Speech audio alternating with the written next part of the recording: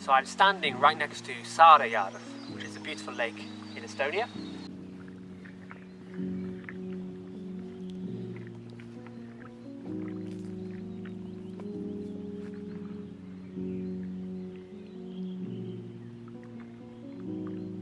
So this video, I'm going to compare rural life to a city life. The reason why I'm narrating from here is because I really struggle to do any narration in Berlin. I find it very difficult to talk to the camera when there's lots of people around.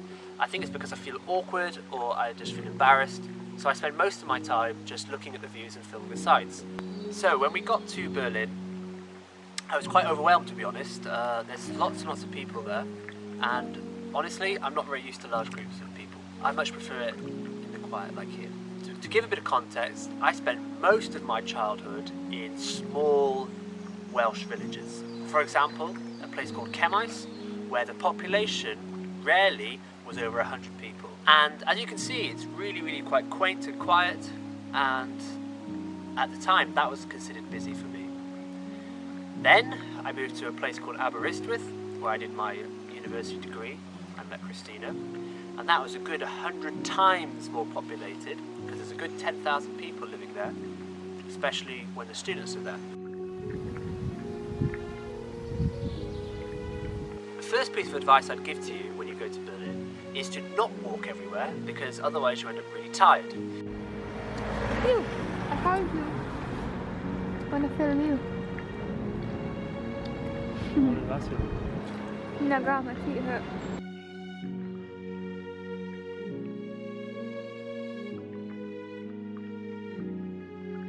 What I suggest is you get those electric scooters, but that's only if you're willing to brave the traffic, because you've got to spend a lot of time on the cycle lanes, which are incorporated fairly well into the main on the main road.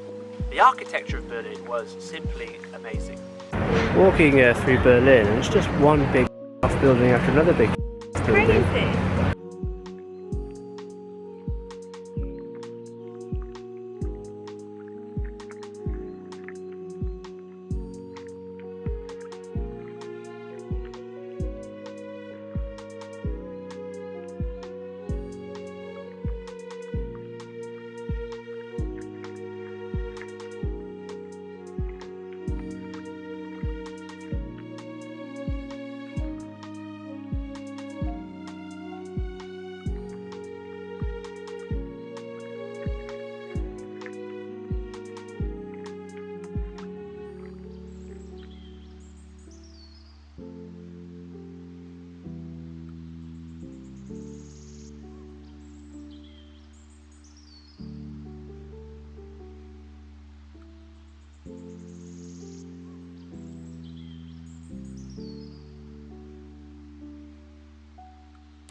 And Berlin is absolutely crammed with history. You could probably have a degree, a master's and a doctorate all on the last 150 years in Berlin.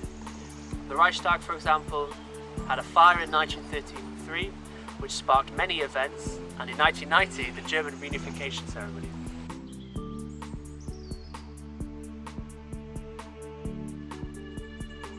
We're actually sitting where originally there would have been sand during the time when the Berlin Wall was still standing, and it would have been lit up, and there would have been border guards every 200 metres ready to shoot you if you tried to cross the inner wall, which is to our left, and the outer wall to our right. And let's imagine you get over the inner wall, which is a little bit easy to climb up over. You then have to try not to trigger a signal fence, which will alert the guards where you are. And then you have to leg it across the sand. So there's no camouflage, nowhere to hide, it's all lit up by lights. And then try and climb a wall that's pretty much unscalable. And a lot of people died trying. I remember these are people trying to escape. This was a wall designed to keep people in on the east side.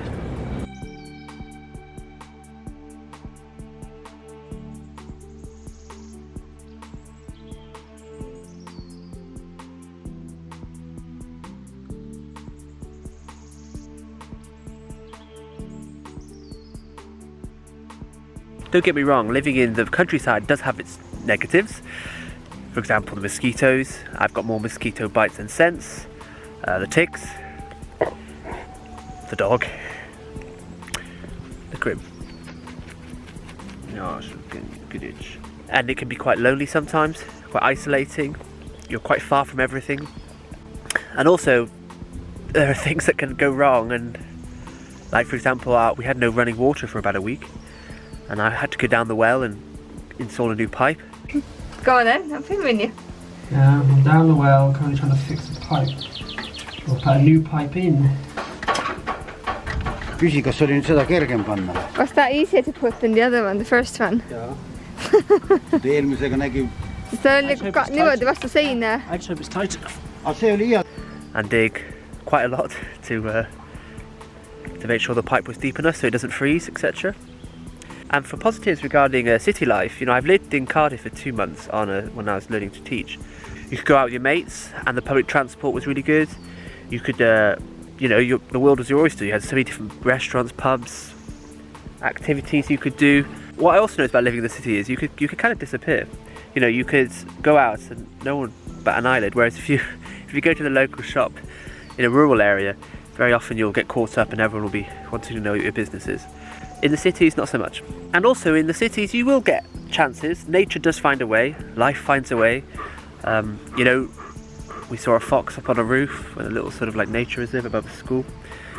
And we also saw birds, and we also saw starlings.